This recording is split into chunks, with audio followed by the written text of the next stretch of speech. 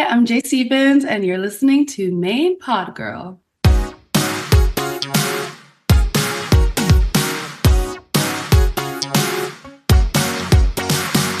Hey, welcome to Main Pod Girl, a podcast made by Popheads for Popheads. Every episode will be diving into all kinds of pop culture topics with some of our favorite artists and music commentators. I'm your host, AJ Marks.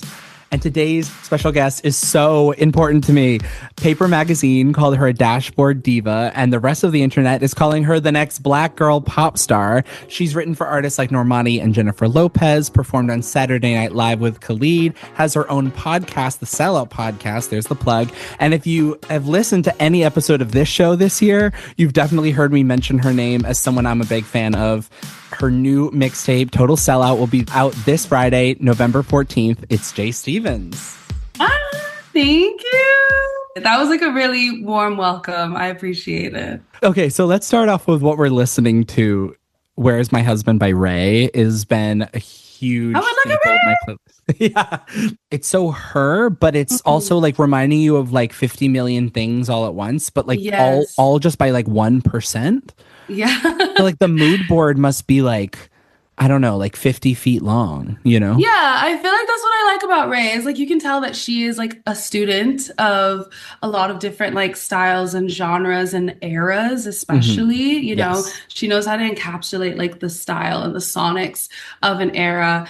And but she also has like a very unique personal writing style that I've been a fan of for like many years. You know, when I lived in London in like 2015, 16, 17. You also lived in London? I lived in London.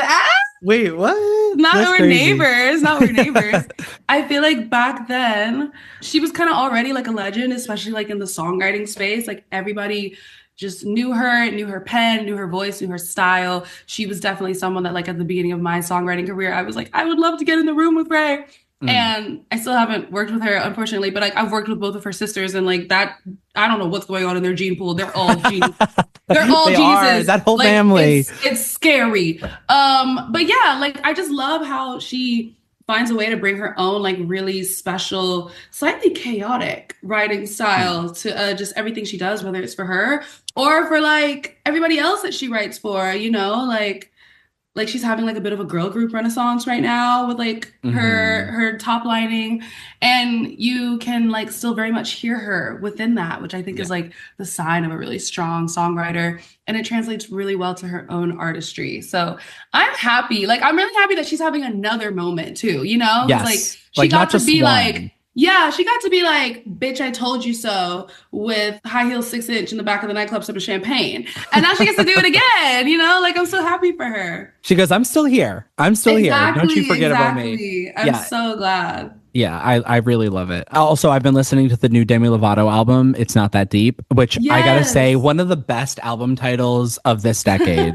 So fun. I love that it actually is a lyric, but it's like, it's not that deep unless you want it to be. Like it's like a completely different lyric, but when used for the album title, it takes on a completely different context of like, hey, look, I know all my other albums I was like sad and emo and like really emotional, and everything was about, you know, either my sobriety or like the hard shit that I went through, and like this album is just gonna be about fun. This album is just gonna be like a lighthearted whatever, and she can still touch on some topics, but it really doesn't need to be that deep. And I was like, oh, I just love that. Like, this is my most personal album yet, and then it's like Popheads started loving the phrase like, this is my least personal album yet. I think we need some of those sometimes. You know what I mean? Especially when someone like her who's like obviously been through so many things publicly. Yeah, like that's exactly what I took away from it too. Like we're seeing her starting to wear less and go out more and have a good time. The original brat, as she's being referred, which like she was, you know? And I think that she's been through enough, and she's like earned her chops, she's earned her stripes, she's paid her dues. And like I'm glad that she's like in an era where she can like just like have fun. And I also appreciate that through these tracks where she's, you know, you can tell she's having a good time, you can also hear that she's still like very in tune vocally and like musically and sonically, and she's still like going there even if it's maybe like a bit more lighthearted, you know? Yeah. Yeah. And it reminds me of those like 2017 like dance tracks she did with like Clean Bandit and things like people like that. Yes. Oh my gosh. Yes. No, she ate that.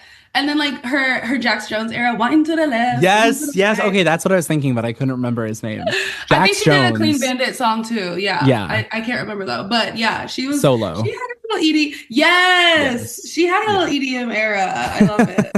Okay, so sorry, what are you listening to? Right now, I'm just like, I feel like I'm having a Zara Larson renaissance. Yes. I mean, music aside, I think that she's just like really funny. Like, I think she's really interesting.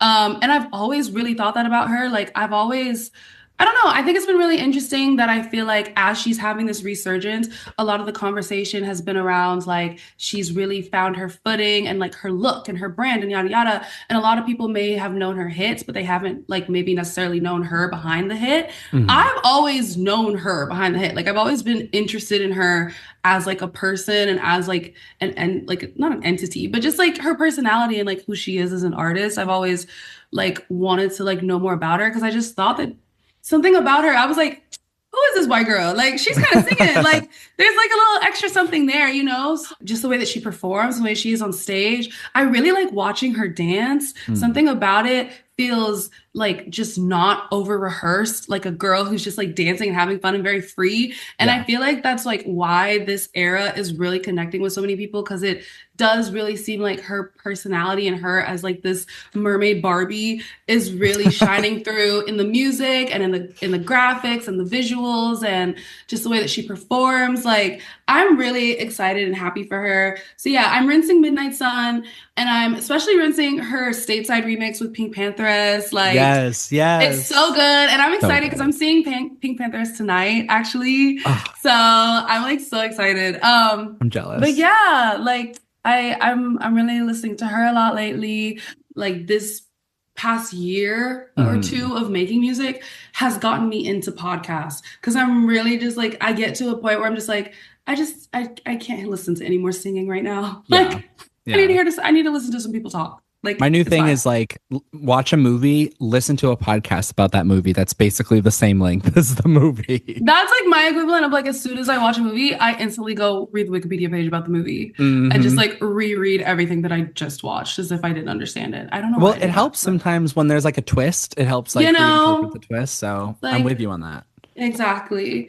But yeah, like besides me, lots of Zara Larson, lots of Pink Panther, so I just think is like a genius visionary. A gem. Lots of Natanya, who I Ooh, think who is is this?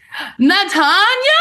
You're Wait, not up hold on on. Natanya. Wait, hold on. I am saying her name right. I'm like, I really love the artwork here. I really yes, do. I think she's another one who's got a very strong idea of like how she wants to look and come across. And like, yeah, I think her branding is cool, her visuals are cool. She's a bit like off kilter, you know, she's kind Mm. of kooky, she's kind of cat-like, you know, like she's on the prowl. I don't know how to describe it, but her It's giving like commercial to or not like commercial as in like popular uh 2000s horror film, like a little campy horror it film. does have like a bit of like a campy aspect. I love Maybe it. it's like a bit like a psych thriller, I think is what Mm, her visuals give a yes. little bit. Like it's Yes. almost like slightly on the edge of like circus, just a little bit. Yeah. Yeah. There's a Yeah. little bit of that.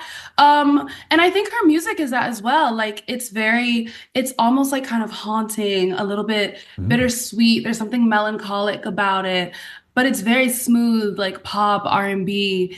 And she just has like the sweetest tone. Yeah, I don't know. She's opening for Raven Lenae right now, and Oh, I just love think that. she's so exciting. I think she's so talented, and so I've been listening to her. She just dropped like the what is it? Feline's Return Part Two.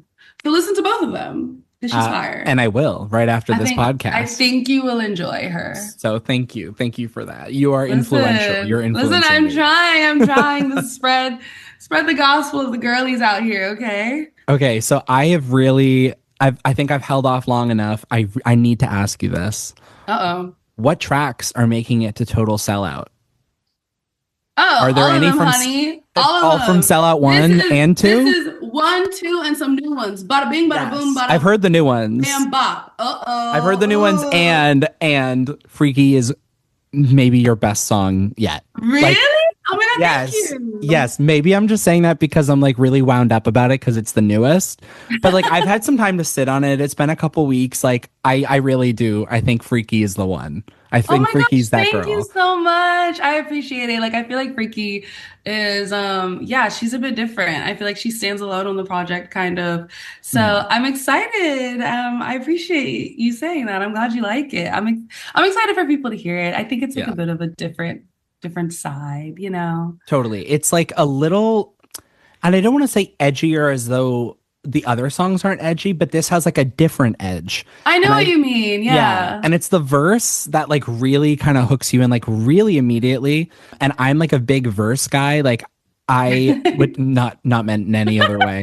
I really like when a song like a song has a really hooky verse. It like has a Mhm. verse that you want to listen to because I often like get bored of choruses just because obviously a lot of them are like not copy and paste, but like more or less copy and paste with like extra stuff added onto it. So I Mhm. think the verses are always kind of what brings me back to a song. Those are always what gets stuck in my That's head. so interesting. So if a song has a really good verse, I'm like, let's go. I'm here for it, you know? Thank you so much. I really appreciate that. I mean, definitely like my goal is always to make every part of the song hooky, not just the Hmm. hook. Yeah. And I know the importance of a first verse because people are quick to click away, Hmm. in the first 5 seconds of a song. And yeah, that first verse, I remember like like that was the first draft of our first verse, and then we actually changed it. And I was like, this is not hitting. Like, no, Right, we need to right. go back. We got to go back to the original first verse. So thank you. I feel very justified in that decision now. Absolutely. Um, but I mean, yeah, that song was written like so quickly and easily. And I feel like those are I know it's different for everyone, you know, like sometimes you really have to like chip away to find the masterpiece in a song. For Hmm. me personally, my experience is always the faster and easier it is, the better. I get worse at things the more I overthink them. If I'm spending like an hour on one section of a song, it probably means I don't like the song. And like it just end it, walk away, cancel it, scrap it, find something else to do. But I mean, yeah, with songs like Freaky or Boyfriend Forever, they just come out so fast I don't even remember really how they start And or that's how the they end. beauty. And that's the Is beauty. that Leave it like that's that. If it's it the works for you, journey. because I'm like one of those people where it's like it either comes all at once immediately, and then I'm like, okay, Mhm. that was not me. That was like some higher Yes, that was power something just kind speaking of through spilling it out. me. Yes. And it's so it's either that or it like I have to come back to it 2 months later with like a Hmm. fresh, clean head or like maybe a new Yeah, yeah, inspiration yeah.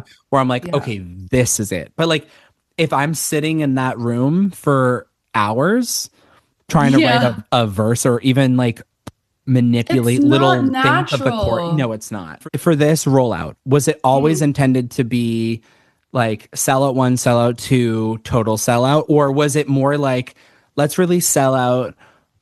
Oh hey, like I actually am I'm still going on this like train of thought. Like I really okay, you're nodding, yeah. Yeah, it was literally that. I mean, Sellout was just like a title that I had had for so long, and I felt like it was the right time to really hop on it when, you know, I signed and I was like kind of changing the direction of my music and I wanted it to be bigger and radio and major label, major this and blah, blah, blah. You know, like Hmm. I'm a sellout, LOL.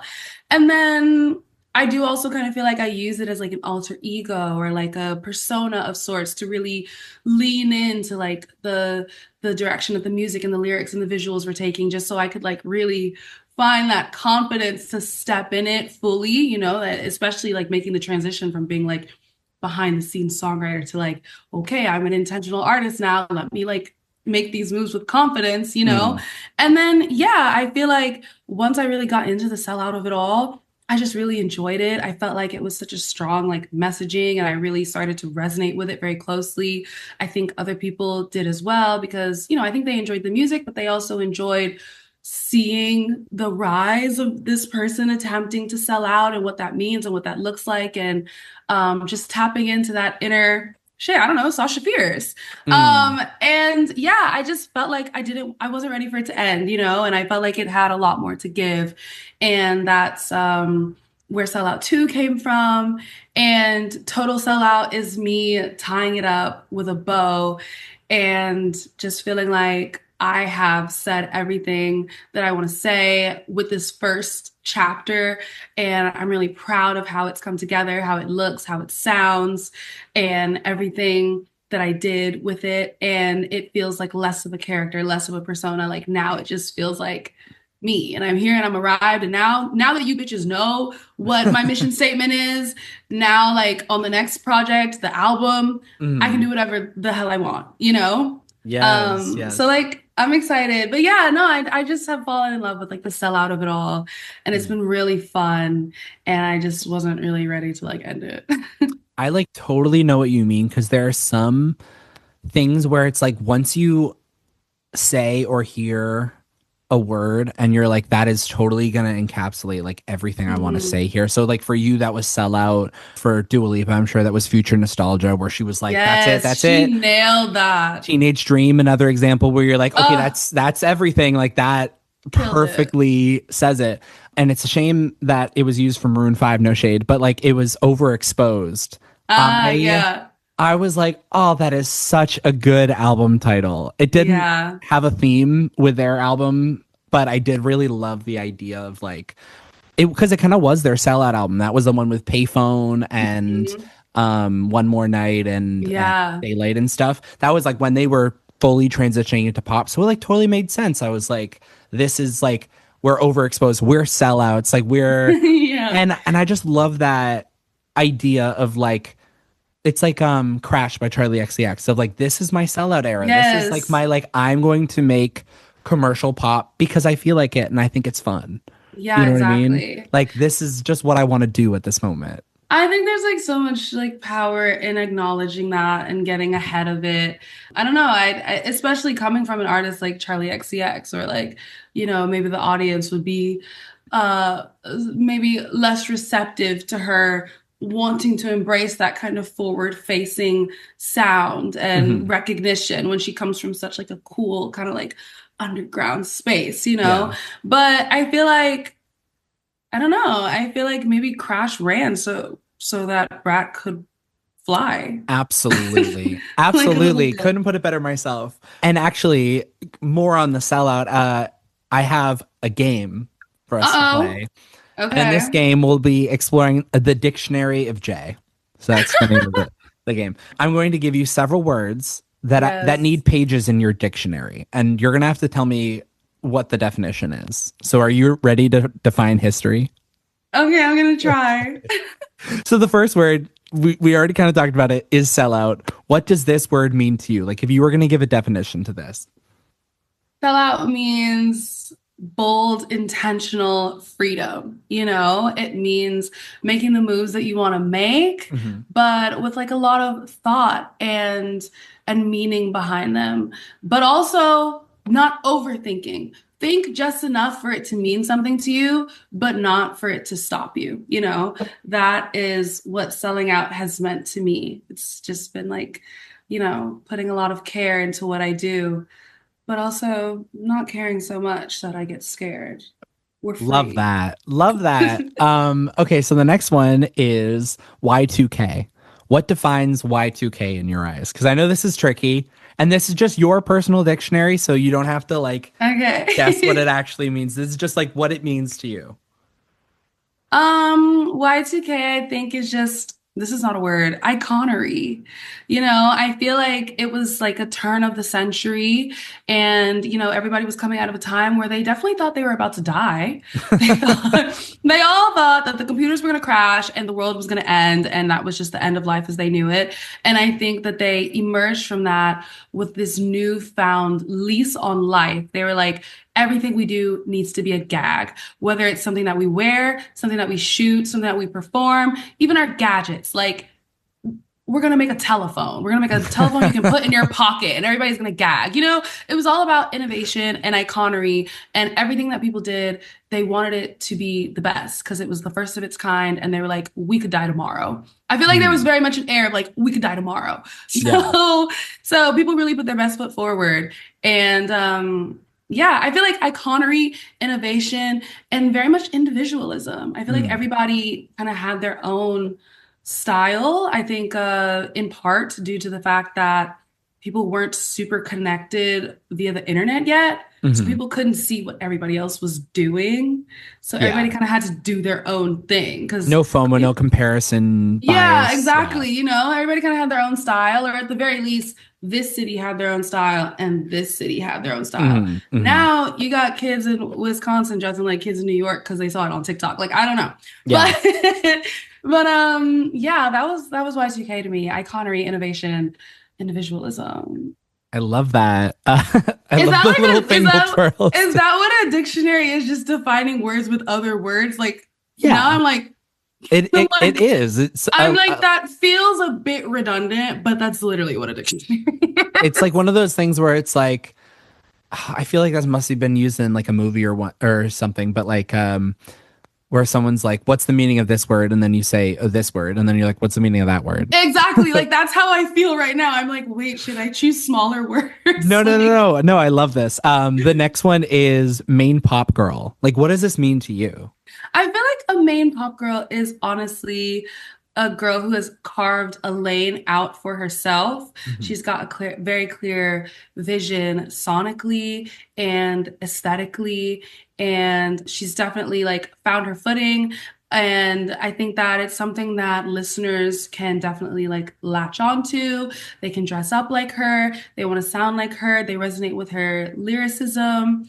And yeah, I honestly think it's just a girl with like a strong vision board. You know, Mm, she is the vision board. yeah. Yeah, I think once you become the vision board, that is when you are main pop girl. Because I think in the beginning, you have a lot of other pop girls on your vision board. But Mm. when you are the vision board and it's like people can like dress up as you for Halloween and like the girls can, the smallest thing will remind people of you Like the and high your pony for music. Ariana or like Arianka has the high pony, those big ass platform boots, the and oversized the sweatshirts. oversized sweatshirt with her fingers poking out of the Yeah, sleeve. with the like Um, the nails. Yeah. you know, like that is kind of when you like reach main pop girl status, I think. Mhm. When you are no longer a daughter, but when you start giving birth yourself.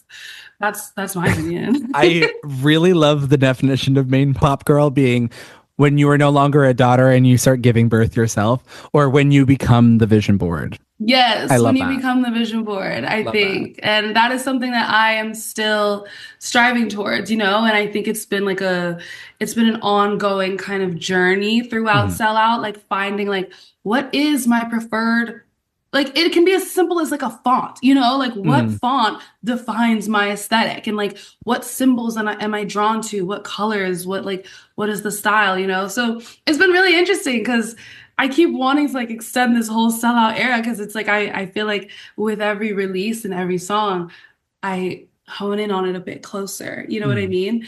But yeah, that's why I'm also excited for like the next project because I think like I'll be able to put my foot on the gas right at the start, you know? But yeah, I think we've seen Sabrina come into like main pop girl status, not just because, you know, she's like at the top of the chart suddenly, but like I also think a good part of that was because the overall identity has been so strong and the music is super duper strong and everything that follows behind it is so in line with it Mm. visually and just like the messaging it all just is so cohesive and makes so much sense and I think that is what really has propelled her is like now I look at her and like I get it automatically, you Mm. know. And Yeah. yeah, I feel like I could say the same for like, you know, any of the other main pop girls who, I mean, we're gonna start seeing Sabrina daughters. We're gonna start seeing it like I soon. totally. I mean, and the thing is, I think for a while we were wondering where the Ariana daughters were, and then now we Oh, they're have one here. as a They're main pop girl. here. Yeah. Exactly. They're here. Yeah.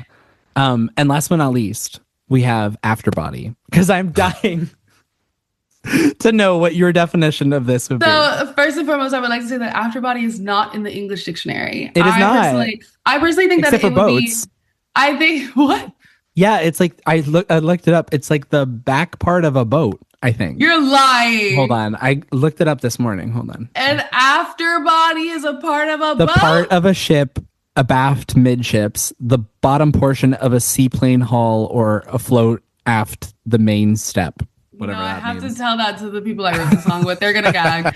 They're gonna be like, bitch, the fucking boating community, they need my song. They Just need to use send them I the will send it. dictionary definition with like nothing else. I'm gonna send it to them no context. I'm just gonna drop it in their email and be like, I heard you were looking for a new theme song. Well, that's great. I was gonna say, I was gonna say that my afterbody is Mhm. perhaps, I would like to think that it would be found in the Swedish dictionary Mm. because he's like, where are you going with this? Let me land, let me land. Okay. I'm finding it, I'm finding it.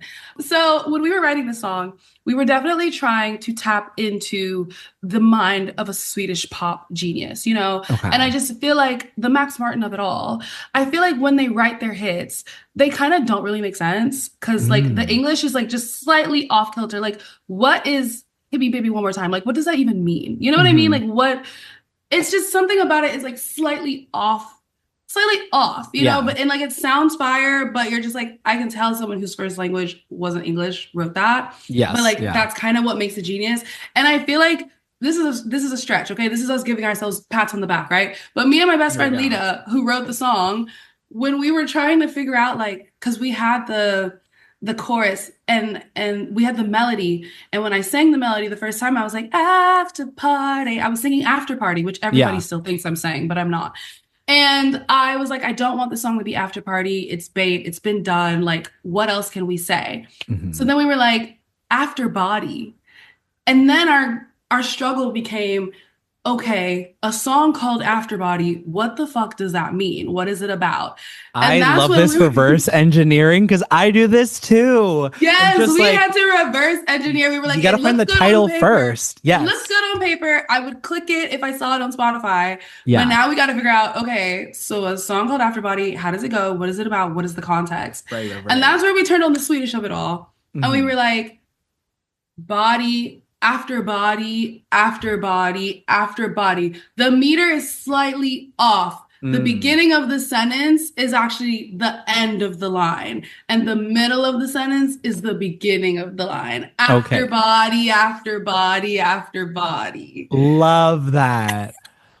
Like, and like literally while we were talking this Whoa. through, see? Yeah, psh, Okay. Wait. Hold on. exactly. Swedish dictionary. It's in there now. I agree because it's some real like it's the meter is just like so off that it Yeah. felt like something that like maybe someone with like a foreign mother tongue would suggest. Wow. Because like I Yeah. don't know. And like Lita, she's from Rome, like she Italian is her first language. So like we were like kind of talking through it and she's like that makes sense to me. And I was like, okay, that means, you know, we're entering international territory if it makes sense to you, then like, but we And were that's why also you say talking. body after body. Okay. Exactly. See, we had Okay. exactly see, because while we were talking it through, we were like, we have to find a way to make this make sense because everybody will be confused. So how can we write this in a way that like if you listen closely, like you will get what I'm saying. And honestly, I think like a lot of the best pop songs, you're not thinking about it that hard. Nobody is sitting up at night thinking, what Exactly. does Hit Me Baby One More Time mean? Like they just know that it's a bop, right? Yeah. So I don't think that the average person who really enjoys Afterbody is sitting up thinking, what the fuck is she talking about? Afterbody, afterbody, afterbody. Like, but when you sit down and you read the lyrics, then you're Mhm. like, body after body, whatever. So Love it. oh, Love but I it. didn't even answer your question. Oh yeah, After wait, body. what's the definition? Well, I guess the meaning would have to come from the song. I think the meaning of Afterbody is just a profound obsession, you know? Like out of everyone here, out of body after body after body, I'm the one he wants out of everybody. The Love end. it. Love it. Landed the plane. Landed the plane. It was a bumpy ride. And that's the game. It And now is you the have your own journey. dictionary. So maybe you Exactly, should actually start that. exactly. I'm gonna try because like, like definitely one of my goals is like I would love my own bootylicious. And like Yes. every session I go in, I'm looking for that bootylicious. And it's the kind of thing that you can't force, like if you're Yeah. spending 10 minutes plus looking for your own bootylicious, it's just not going to happen. But one of these days, I will go into a studio and I will come up with something, or somebody in the room is going to come up with You'll something. stumble on it. Yeah. It's going to land me in that Webster's. Okay. It's going to land me in that Oxford I love one that. It's like day. Brat, New Definition. Honestly, yeah. Like, Fergalicious too. Like Justice for my girl mm. Fergie. Like Fergalicious. I still say that sometimes. Cheetah-licious if you're talking Raven Simone, like Absolutely, absolutely. Low-key, I feel like one of our most recent ones being Munch. I feel like mm, Ice really like yeah. changed the shit. And like maybe I'm just like out of touch. Like maybe they were saying that shit in New York for like, a long time before that song came out. But I'm just like, he's a Munch. Like I love Definitely it. popularized it, yeah. I need that. Like I want something like that. So yeah, and so we're gonna have to keep a lookout. Because maybe that Yes. song, maybe the song that introduces the word, we won't even know right in the moment, but years later it'll be like the this dancery, Mary J. Blige. Yes. Like This I hateration, still holleration. yes, I still use those words like on a day-to-day basis. Hateration, holleration at an all-time high in this dancery. Okay, so there's a lot of 2000s Timbaland and like Pharrell DNA embedded in your music, and that like totally satisfies the part of my brain that needs new music like that, like until the end of Yeah. time. And I live by the phrase of like, be the change you want to see in the world. And so when I was Yes. making music as a solo artist, that was my mission. I was like, if it doesn't exist and I Yes. want to listen to it, then that's my prophecy. Like if I have to fill that gap on the playlist, I'm going to be the one to have to do it. Exactly. Did you feel like the relative gap in the market for this sound like made this your calling? Yeah, I feel like I have the exact same feeling towards the music that I make. I'm striving to make what I want to hear and what I Mm, feel like is missing. And I feel like that was definitely my goal with Body Favors, for example. I know that the Neptune sound is very prevalent today. But at the time that I made that song, it wasn't quite rinsing the radio yet. mm, And I just knew that it was something that made me feel so nostalgic, but like it also felt very fresh and it felt very fun and lighthearted and upbeat, but also a bit tongue in cheek, a bit sexy, a bit like edgy underneath. And when we wrote that song, I wasn't like fully pursuing my artist project yet. Like mhm. that whole sellout was not in motion yet for like another year. But when we wrote it, I just remember thinking, I don't know who else I can send this to. Like I don't know who else is Mm, doing this. I don't know like who this really matches their vibe or who sounds like this. And for that reason, and also just the reason that I really loved the song, I felt like this is my lane. This is what I should be doing. Like I should be making stuff that feels like this and that I just feel like there's such a need for in the industry right now that feels like, everybody's a bit like in their sad girl era, like maybe a bit halftime, everybody right now. It's a bit like that's exactly downtrodden. when I was writing the songs. A I was little I was bit, like, where are the guitars on the radio? I'm like, hold on. And we had you very different know? missions, but our missions were both like this. Where is this Yeah. going? Yeah. And I think that's important. I think that, like with anything else, I think chasing a trend, you will always be late. Hmm. And I think it's important to like find what you bring very specifically to a scene and how you can contribute in your own individual way. And yeah, Body Favors at the time of making it definitely felt like it felt very uniquely me, especially because I genuinely couldn't place it anywhere else. And Mm. I also really loved it. So they were talking about, we're gonna pitch it to this person, this person. And I was like, I'm not sending it to anybody. So, and yeah, I think it definitely set the tone and like the foundation for everything I've made since. Like I Yeah. just wanted to feel uniquely me and like that's what we were saying about Ray. Like I can tell when Ray has written something by her lyric choices and her melodic choices. And I think I'm starting to have some of those in my own music as well now that you can tell Jae Stephens wrote this or Jae Stephens sang this Yes. because yeah, I'm just trying to fill my own J-sized gap in the sonics currently. 'Cause there's a lot of music, so you always have to just like find your own lane. And that's what's been fun about this whole process. Absolutely. And I do, if I might add, I think you are being a little modest about how widespread that sound is today. I feel like it is still not as much as it should be. So you are a vital part in bringing that back, and I appreciate it. Well, thank you. I appreciate that. I just, I think I'm glad that it's back because I think that was such a fresh, I mean, the Neptunes, it's It's just still timeless. it's timeless. It feels so radio friendly, but also Mm, unconventional. yeah. When I hear like a Neptunes production, it's just the strangest shit that just feels so smart and so cool and fresh today.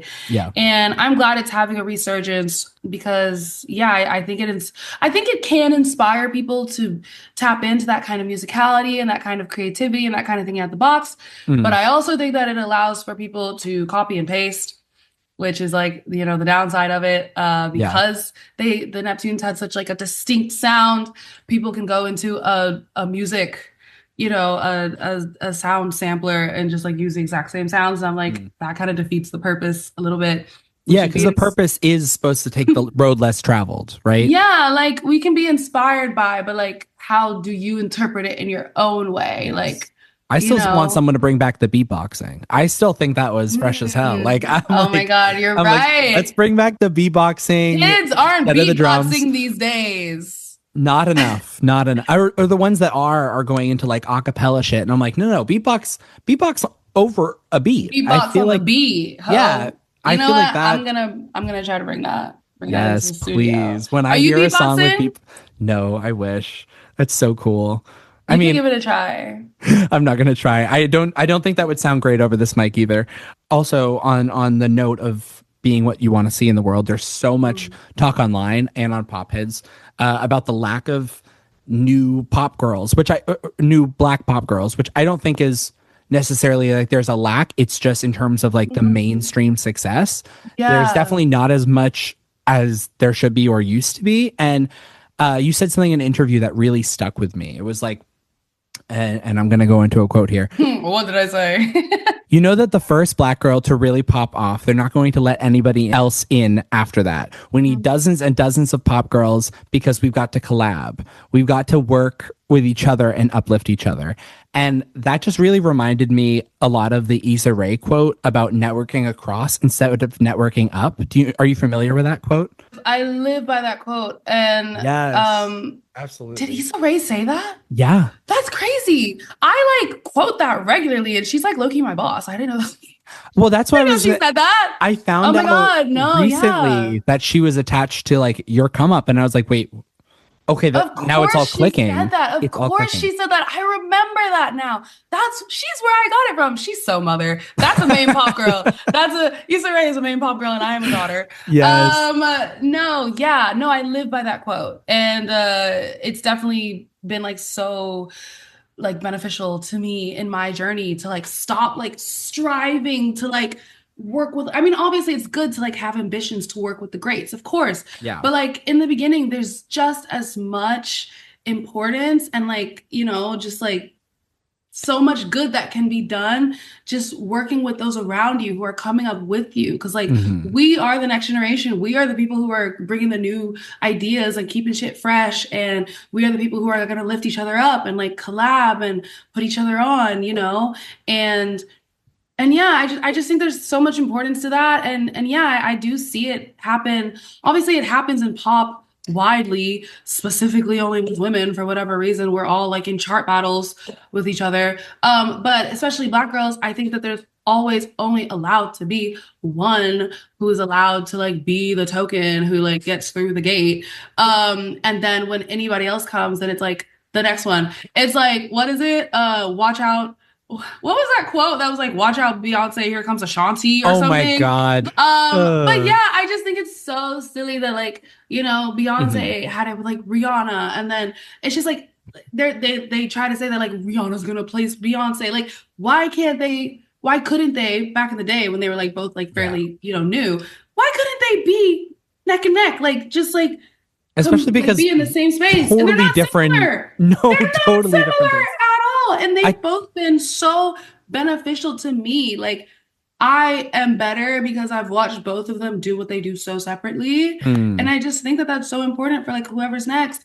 You can't just like learn from one. Like you got to learn from many. And like I just think that the competition of it all is like very silly. And I get it, you know, like obviously as an artist, like I'm gonna look at people, I'm gonna be like, oh, like I want to do that too. But like mm, that's not like a healthy, I think it's fine to have that feeling at first, those feelings of like, oh, well, I want to do that too, because it keeps you motivated. But you have to stop yourself at the point where it becomes like, you know, like a nasty kind of competitive spirit because like we should all really be in this together because that's really like the best way to kind of like grow and expand, yeah. especially in this thing, this particular subject and conversation that requires community. You Yeah. know, like that's the only way we're gonna break out of this shit is if we do it together. Yeah. It So, it reminds me of the definition. Someone years ago pointed out the difference between envy and jealousy.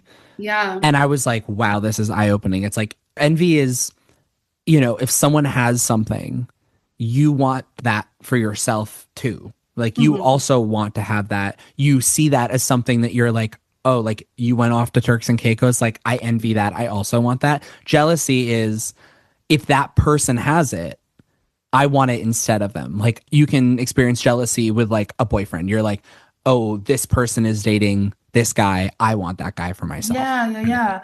And I think like a small level of envy can be like healthy because it like pushes you. Totally. You see what's possible. You see that somebody in your neighborhood has gotten this. So it's possible for you to also strive towards that and know that like it's a realistic goal and like see that I'd it's something you can attain. I'd But you argue should envy is always healthy because it's just knowing what you like, right? And exactly knowing knowing what what you you like want. is is so important.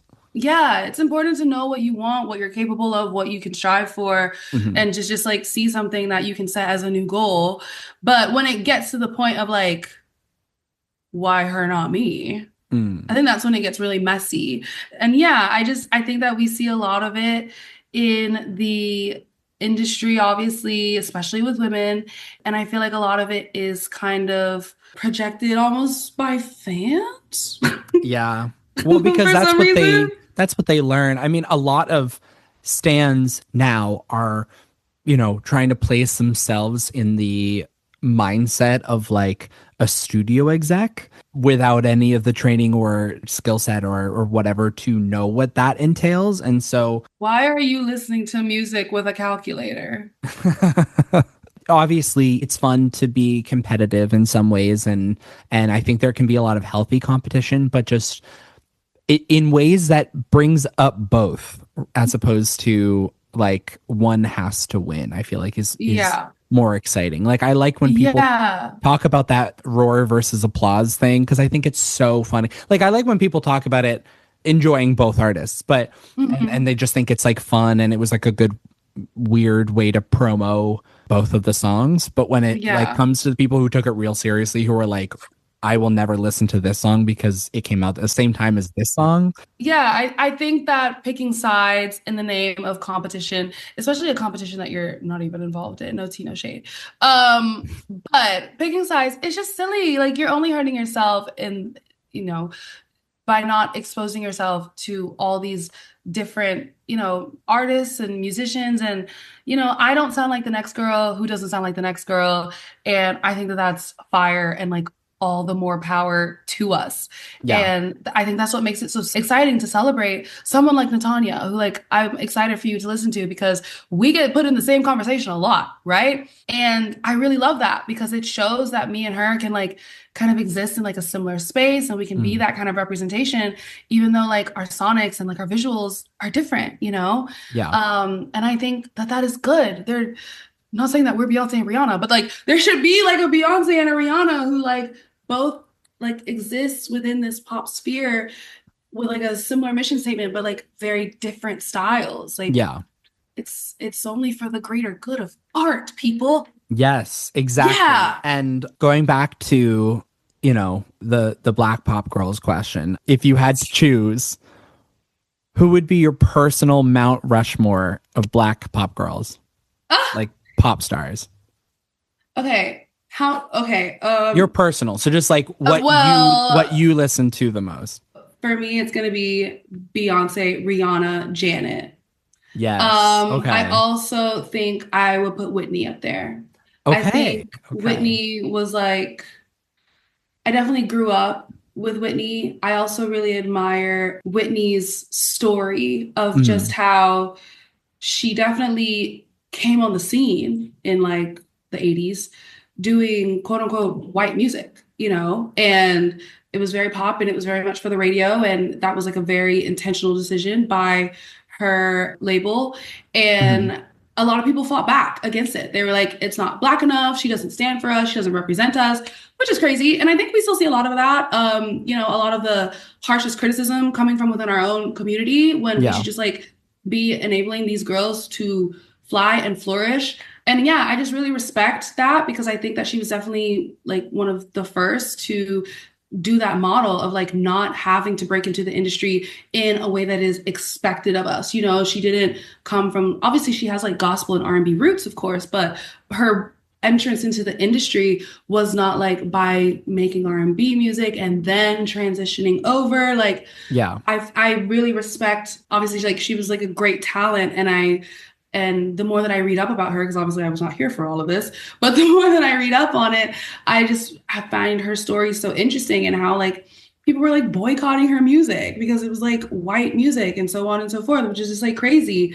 And yeah, I think that she like definitely paved the way for the Janets and the Beyoncés and the Rihannas and me Mm.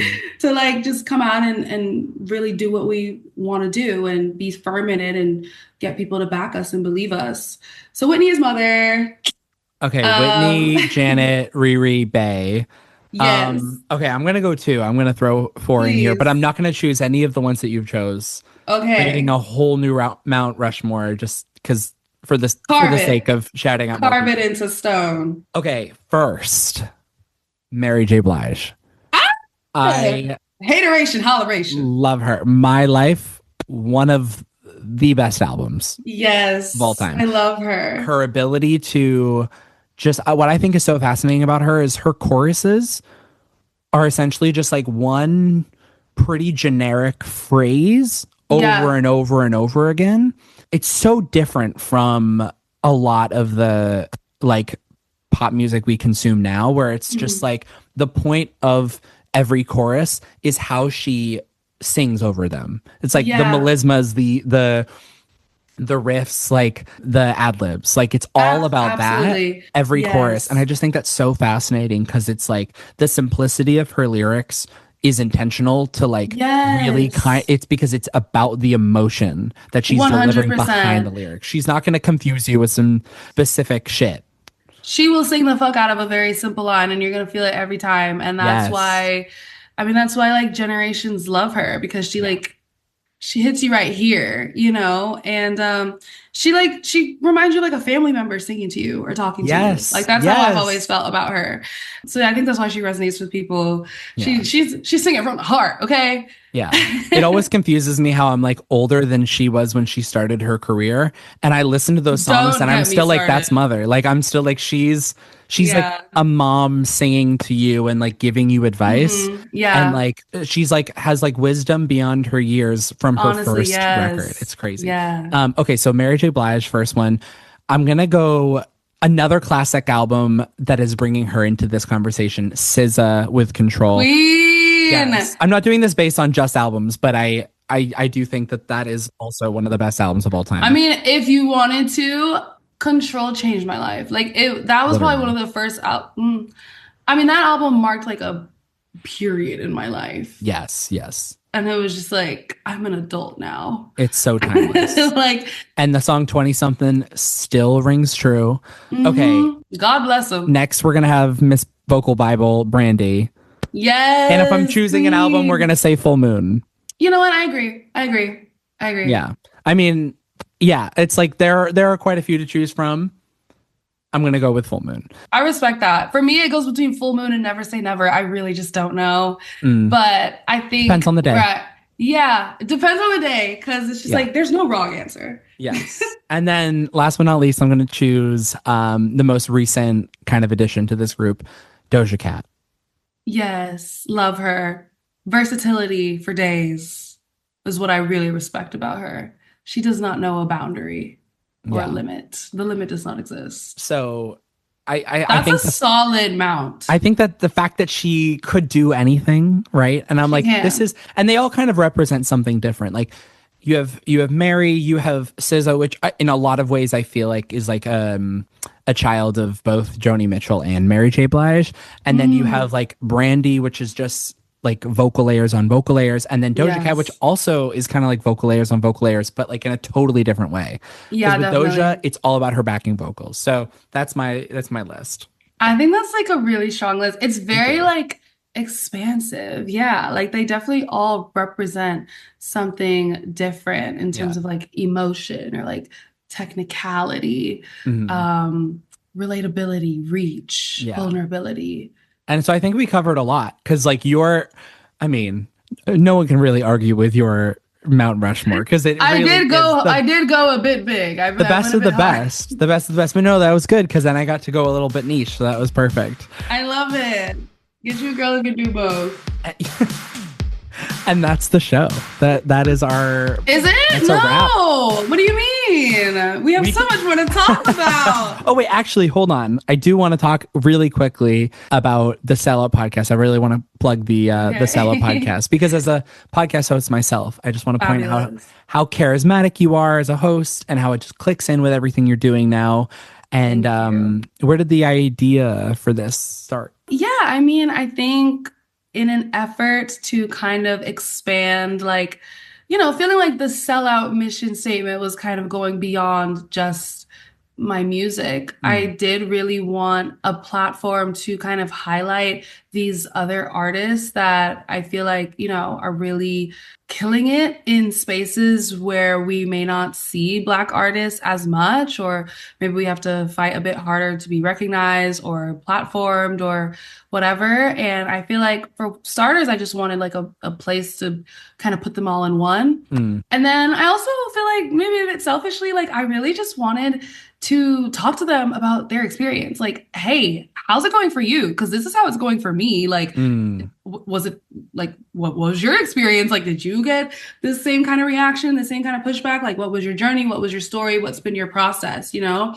And it's been like comforting, it's been eye-opening, it's been really interesting and like inspiring in parts, talking to these people that I'm like genuine fans of and just hearing, where they come from, what's been hard, what's been easy, and how they've dealt with it. mm. And yeah, I don't know, like in the meantime, just kind of also maybe putting people on to like new artists that they haven't heard before that they should. So yeah, it's been really interesting. I definitely did not start the podcast because I think that I am like a freaking music journalist. So I was definitely nervous in the beginning in my interview skills. I'm like, wait a second. But I think I eased into it a bit more when I realized that like, at the end of the day, it's kind of just about conversation Yeah. and just talking to these people that I'm fans of about like how did they get here for me to be a fan of them?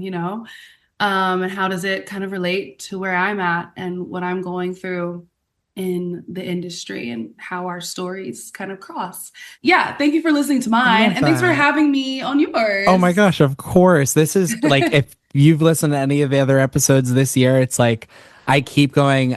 So the artist I'm listening to right now, Yes, like, someone tagged me in it and I was like, wait, oh, really? so yes. Oh, I love that. Yeah, Okay. no, they tag Perfect. me in like whenever it'll be like it can be like an obscure YouTube video and they'll be like, hey Jay, like somebody talked about you at like 10 minutes and 33 seconds in this YouTube video. I'm like, thank you. I'll go give it a watch. Love that. Love that. So perfect. Anyway, thank you so much for coming on. This was like a Thank delight. This was a you. dream. We had so much fun I did have fun cleaning out. shit. Like, I just love talking about this shit, Mm, and I mm. don't have like enough people to talk about it with. So, thank you for giving me this space to. Absolutely. Thank you for coming on. And like, I'll have to have you on again sometime soon. Maybe even as a co-host. Maybe we could do Listen, this together. I would love to hop on and queen out with you a little bit Love it. more. Love it. Just let me know. Call me, beat me. Half of your people call my people. If you want to reach me, yep. Mm-hmm. Thank you so much, Jae, for joining me, and thank you to Noah for the theme music. Thank you to Chris for editing this episode. Make sure to rate and review us on whatever podcast platform you're listening to us on right now. And go check out the Sellout podcast with Jae Stephens. Bye, y'all.